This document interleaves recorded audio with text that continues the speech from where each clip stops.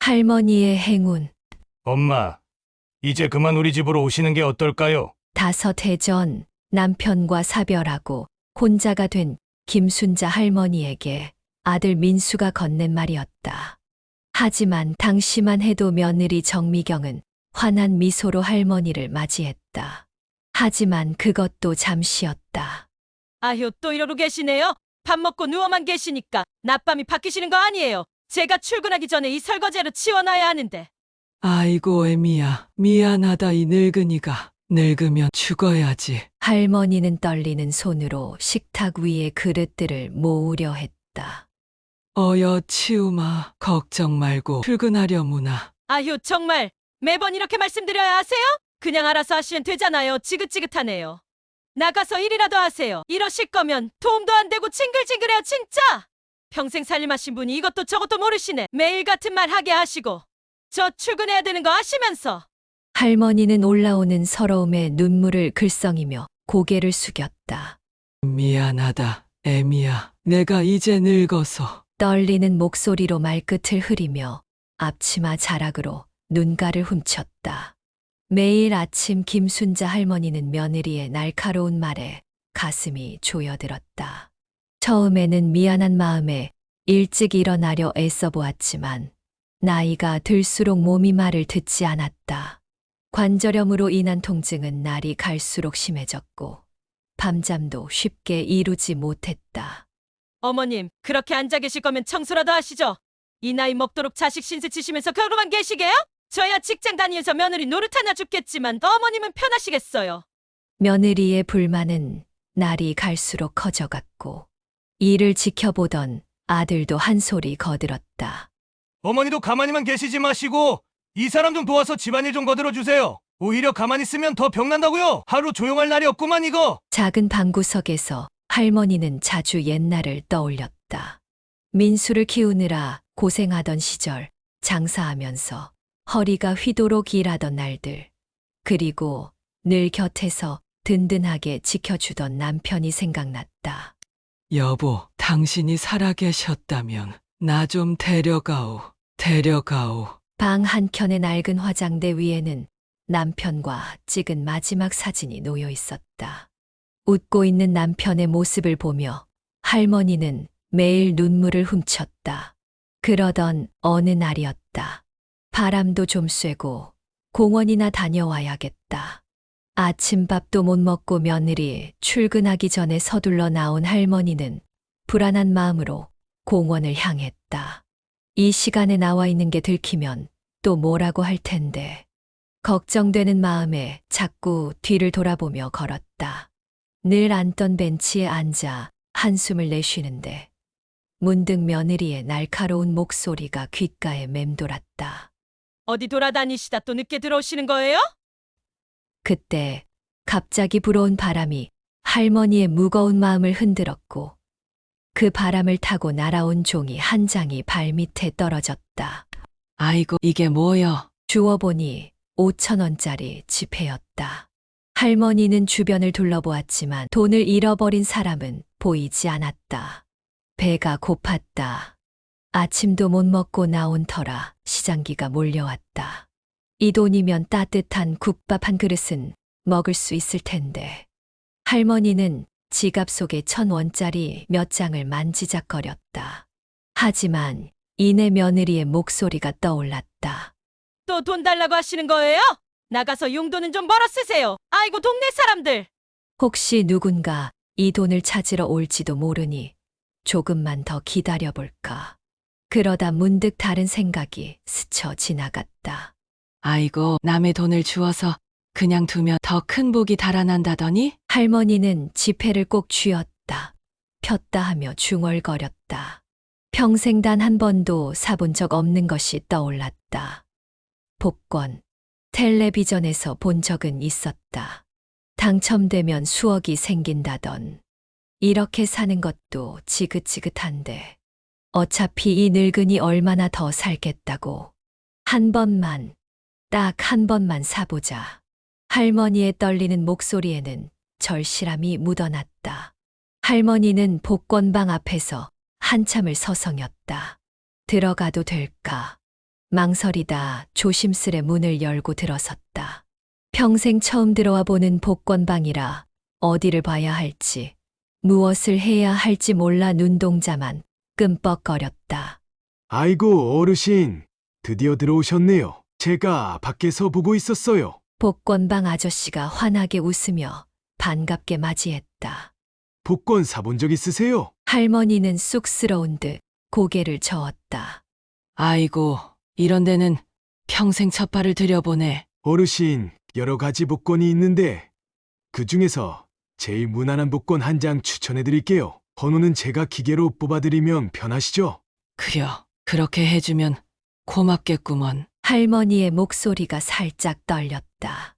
오랜만에 느껴보는 가슴 한켠의 설렘에 손끝이 저릿저릿했다. 평생 사보지 않은 복권 한 장에 담긴 작은 희망이 할머니의 주름진 눈가를 반짝이게 했다. 복권을 손에 쥐고 집으로 돌아오는 길, 할머니는 왠지 모르게 가슴이 설렜다. 마치 어린 시절 남편과 첫 데이트를 했던 그때처럼. 하지만 골목을 돌 때마다 발걸음이 무거워졌다. 며느리의 날카로운 목소리가 귓가에 맴돌았다. 어디서 또 돈 쓰고 오셨어요? 용돈도 드리는데 맨날 어디로 돌아다니시는 거예요? 에휴, 어머니 연세도 있으신데 이제 그만 집에서 쉬세요. 저번에도 넘어지실 뻔했잖아요. 하고 타박하겠지. 혹시나 또 요양원 얘기라도 꺼내면 어쩌나. 할머니는 걸음을 멈추고 담벼락에 잠시 기대섰다. 지난번에도 아들이 며느리 등 뒤에서 요양원 팜플렛을 몰래 보던 게 떠올랐다. 주름진 손이 절로 떨렸다. 주머니 속의 복권이 뜨겁게 느껴졌다. 니들은 절대 이해 못할 거야. 이 작은 희망만은 아무에게도 들키고 싶지 않았다. 대문을 열고 들어서자 저녁 준비하는 냄새가 코끝을 스쳤다. 식탁에는 반찬 그릇들이 몇 개 놓여 있었다. 하지만 할머니의 마음을 읽기라도 한 듯 며느리의 날카로운 목소리가 부엌에서 들려왔다. 이제야 들어오세요? 아침부터 어디서 또 헤매고 다니신 거예요? 며느리는 젓가락으로 무김치를 거칠게 집어던지다시피 하며 말했다. 어머님은 이 집이 무슨 여관인 줄 아세요? 들어올 때도 나갈 때도 마음대로. 저희가 얼마나 고생하는 줄은 생각도 안 하시고. 며느리는 비꼬듯 웃으며 말을 이었다. 이러니까 우리 시누이도 어머님 모시기 싫다고 했나 봐요. 전화라도 없이 이러 다니시면 저희도 이제 요양원 얘기 꺼내야 하나. 할머니는 그 자리에서 얼어붙었다. 뼈마디가 시리도록 차가운 며느리의 말이 가슴을 파고들었다. 미경아, 그렇게까지 말하면 좀 심하지 않아? 부엌을 들어서던 아들의 말에 할머니의 가슴이 살짝 놓였다. 하지만 아들은 입가에 왠지 모를 미소가 번졌다. 그것도 잠시였다. 근데 막상 생각해보니 당신 말이 맞는 것 같아요. 어머니, 저희 둘 다 맞벌이 하느라 바빠서 이제 연세도 있으시고 한데 아까 병원 옆에 있는 그 요양원 한번 가보시는 게 어떠세요? 거기 시설 좋다고 하더라고요. 할머니는 숨이 막혔다. 자신이 그토록 아끼고 사랑했던 아들의 입에서 이런 말이 나올 줄은 몰랐다. 더구나 아까라는 말에서 아들이 이미 요양원을 알아보고 다녔다는 것을 직감했다. 주머니 속의 복권이 더욱 뜨겁게 느껴졌다. 이제는 정말 내 삶을 찾아야 할 때구나. 할머니는 주머니 속 복권을 꾹 쥐며 방으로 향했다. 며느리의 잔소리가 등 뒤에서 계속 이어졌지만 오늘만큼은 그 소리가 크게 신경 쓰이지 않았다. 일주일이 지났다. 할머니는 아침부터 마음이 갈팡질팡했다. 오늘은 복권 추첨하는 날이었다. 또 어디 가냐고 쏘아붙이겠지. 어머님 오늘은 또 어디 가시게요? 설거지를 하던 며느리가 날카로운 눈빛으로 뒤돌아보며 물었다. 할머니는 머뭇거리다 작은 목소리로 대답했다. 아니, 좀 답답해서 그저 잠깐 공원에 바람 좀 쐬고. 그렇게 밖으로만 돌지 마시고 제발 집안이 좀 거드세요. 자식들 보기 창피하지도 않으세요? 며느리의 싸늘한 말이 등 뒤로 꽂혔다. 식은땀을 흘리며 복권방으로 향했다. 가는 내내 뒤에서 누가 쫓아오는 것만 같았다. 복권방에 들어서자 아저씨가 반갑게 맞이했다. 어르신 추천 방송 보러 오셨죠? 어서 들어오세요. 텔레비전 앞에 앉아 번호를 확인하는 할머니의 손이 떨렸다. 1등 당첨 번호는 그 순간 할머니의 눈앞이 하얘졌다. 손에 쥔 복권의 번호와 화면의 번호가 정확히 일치했다. 35억. 아이고 세상에 어떻게 이런 일이. 축하드립니다. 어르신 당첨이에요. 당첨이요. 복권방 아저씨의 목소리가 떨렸다. 집으로 돌아가는 길, 할머니는 어떻게 걸어왔는지도 모를 정도로 정신이 없었다. 현관문 앞에 다다랐을 때였다. 부엌에서 들려오는 아들과 며느리의 대화의 발걸음을 멈췄다. 여보, 어머니가 복권 샀다는 소리 들었어요? 며느리의 목소리가 평소보다 들떠 있었다. 응, 방금 복권방 아저씨한테 전화 왔어. 우리 어머니가 1등이래, 35억이래. 기분 좋아 보이는 아들의 목소리가 현관문을 타고 내게 들려왔다. 35억이요? 그 큰 돈이. 진짜 당첨 맞죠? 숫자를 말하는 며느리의 숨소리가 거칠어졌다. 아니, 근데 어머님이 그 돈을 어떻게 관리하시겠어요? 치매 초기 증상도 있으시잖아요. 치매라니. 어머님 멀쩡하신데. 어머, 당신도 참. 요즘 어머님 계속 깜빡하시는 거 못 보셨어요? 지난번에 가스레인지도 끄는 걸 잊으셨잖아요. 얼마나 위험한데요. 이런 상황에서 큰 돈을 어머님이 직접 관리하시다가 며느리가 의미심장한 말끝을 흐렸다. 창밖에서 들려오는 아이들 웃음소리가 마치 비웃음처럼 들렸다. 할머니는 숨소리도 내지 못하고 벽에 기댄 채 계속해서 들려오는 대화에 귀를 기울였다. 그래서 말인데 내일 은행에 가서 어머님 통장을 우리 명의로 바꾸는 건 어떨까요? 어차피 당신이 아들이잖아요. 당신이 어머님 모시는데 고생하신 거 다들 알잖아요. 이건 그동안 우리가 고생한 걸 생각하면 당연한 거죠. 하긴, 그동안 우리가 얼마나 고생했어. 당연한 거지. 그리고 강원도에 있는 그 요양원 있잖아요. 거기 진짜 좋대요. 한 달에 500만 원만 내면 VIP 병실에 모든 걸 해준대요. 어머님도 거기 가시면 편하실 거예요. 우리도 편하고. 근데 어머니가 싫어하시지 않을까? 아이, 글쎄. 당신이 너무 유한하게 생각하시는 거 아니에요?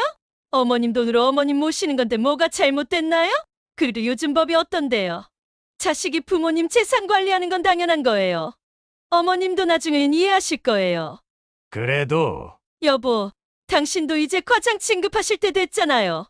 우리 애들 둘 다 이제 곧 대학이고. 이런 기회가 언제 또 오겠어요? 어머님한테는 매달 용돈 넉넉히 드리면 되잖아요. 우리가 나쁜 짓 하는 것도 아니고. 잠시 침묵이 이어졌다. 알았어. 내일 아침 일찍 은행에 가자. 어머니 모시고 가서 통장 정리하고 다음 주에 요양원에. 그래요. 현명한 선택이에요. 어차피 나이 드신 분이 그 큰 돈을 어떻게 쓰시겠어요? 우리가 잘 관리해드려야죠. 어머님을 위해서라도. 부엌에서 들려오는 냄비 끓는 소리와 함께 두 사람의 대화는 점점 더 구체적이고 잔인해져 갔다. 아, 맞다. 당신 처남이 변호사잖아요. 내일 오시라고 할까요? 어머님 도장만 받아두면 나중에 문제될 일도 없을 거예요. 다 어머님을 위한 거니까. 할머니는 온몸이 얼어붙는 것 같았다. 아들이, 내 아들이, 내가 그토록 사랑했던 내 아들이 나를 속이고 손끝이 떨려왔다. 심장이 터질 듯이 뛰었다. 이런 대화를, 이런 음모를 듣게 될 줄은 꿈에도 몰랐다. 할머니는 주름진 손으로 입을 틀어막았다. 눈물이 볼을 타고 흘러내렸다. 평생을 바쳐 키운 자식이 내 피 한 방울 안 섞인 며느리보다도 더 독한 마음을 품다니. 할머니는 가슴이 철렁 내려앉았다. 저녁 식사 준비하는 냄새가 풍겨오는 이 집이 갑자기 낯선 감옥처럼 느껴졌다. 내 새끼라고, 내 핏줄이라고, 그렇게 키웠건만 자식들의 음험한 계획에 온몸이 부들부들 떨렸다. 평생을 바쳐 키운 아들과 며느리라고 정성껏 대해준 사람들의 입에서 나온 말이라고는 믿기지 않았다. 눈물이 왈칵 쏟아질 것 같았지만 이번만큼은 참았다. 주름진 손으로 입을 틀어막고 뒷걸음질 치던 할머니의 눈빛이 달라졌다. 이제는 더 이상 참고 살 필요 없구나. 내 인생을 찾아야 할 때야. 할머니는 조용히 골목길을 빠져나왔다. 마지막 희망이었던 아들에 대한 기대도, 이 집에 대한 미련도 모두 내려놓기로 했다. 다음 날 아침 아들과 며느리는 서둘러 은행으로 향했다. 변호사까지 동원해 만반의 준비를 했다. 하지만 그들이 은행 창구에서 마주한 것은 텅 빈 통장이었다. 당황한 아들의 목소리가 떨렸다. 어떻게 된 거죠? 어제까지 분명히 어머님께서 어제 모든 돈을 인출하셨습니다. 은행원의 말에 며느리의 얼굴이 하얗게 질렸다. 그때였다. 은행 대형 스크린에서 뉴스가 흘러나왔다. 오늘 아침 한 할머니의 통 큰 기부가 화제가 되고 있습니다. 복권 당첨금 35억 중 30억을 독거노인 복지시설 건립에 기부하신 김순자 할머님. 아들과 며느리는 그 자리에 주저앉고 말았다. 집으로 돌아온 그들을 기다리고 있는 것은 거실 한가운데 놓인 두툼한 봉투였다.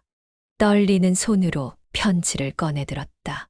내 아들 며느리에게 어제 저녁 너희의 모든 계획을 다 들었다. 치매라고? 너희가 날 위해서라고? 33년 전 아버지가 돌아가시고 나 혼자 널 키우면서도 이렇게 가슴 아픈 적은 없었다. 앞으로 독거노인 복지시설이 세워질 주소를 동봉했다. 그곳은 바로 너희가 날 보내려 했던 그 요양원 바로 옆이야. 평생 날 부끄럽게 만든 너희를 이제는 내가 부끄럽게 만들어주마. 그 시설 입구에는 김순자 할머니의 사랑이라는 동판이 붙을 거다. 너희가 매일 출근길에 볼 수 있게 말이다. 남은 5억으로 난 새로운 삶을 살 거다. 이제 너는 밥상 차려주랴. 빨래하랴. 너희 눈치 보며 살지 않아도 된다. 그리고 내가 치매라고? 여기 봉투 안에 있는 은행 입출금, 내역이랑 공증 서류를 잘 보관해 두어라. 혹시 너희가 다른 생각할까봐 변호사 선생님이 내 정신이 또렷하다는 것도 공증받아뒀다. 이게 바로 바보 같은 너희 엄마의 마지막 선물이다. 편지와 함께 동봉된 것은 시설 기부 영수증과 공증 서류들, 그리고 은행 CCTV 영상이 담긴 USB였다. 아들과 며느리가 은행원과 짜고 할머니의 돈을 빼돌리려 한다는 가정하에 할머니가 미리 준비해둔 증거들이었다. 한 달 뒤 김순자 할머니의 사랑 복지시설 기공식이 열렸다. 지역신문에는 할머니의 사연이 크게 실렸다. 아들과 며느리를 원망하는 대신 그들이 저지르려 했던 일을 더 큰 선행으로 바꾼 할머니의 이야기는 많은 사람들의 가슴을 울렸다. 매일 아침 회사로 출근하는 아들과 며느리는 그 동판 앞에서 발걸음을 멈춰야 했다. 김순자 할머니의 사랑이라는 글자가 아침 햇살에 반짝일 때마다 그들의 죄책감도 함께 반짝였다. 여보, 우리가 정말 나쁜 짓을 저질렀죠? 며느리의 눈에서 눈물이 흘렀다. 3개월이 지난 어느 날 할머니에게 한 통의 전화가 걸려왔다. 어머니, 저희가 정말 잘못했습니다. 바닷가 마을의 작은 카페에서 홀로 새로운 인생을 시작한 할머니는 전화기 너머로 들려오는 그들의 진실, 어린 사과를 묵묵히 들었다. 이제야 깨달았습니다. 어머니께서 저희에게 주신 게 무엇인지를 그저 돈이 아니라 참된 가족의 의미였다는 걸. 할머니는 잠시 침묵했다가 말했다. 다음 주 일요일 이 카페로 와볼래? 손주들도 데리고 할미가 맛있는 거 해줄게. 창밖 바다에 내리쬐는 햇살처럼 이제 그들의 관계도 새롭게 빛나기 시작했다. 시청해 주셔서 감사합니다. 이 순간 부모님이 생각나신다면 주저 말고 전화 한 통 해드리는 건 어떠실까요?